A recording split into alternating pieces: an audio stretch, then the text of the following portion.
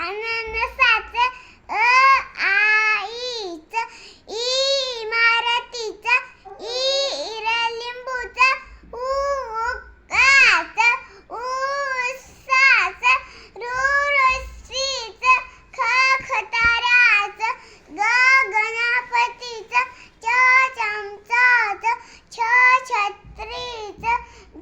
झाजेचं झबल्यांचं टरबुजाचं थस्याचं डमरूचं धगाचं धनुष्यबाणाचं नैराचं पतंगाचं फणसाचं वटकाचं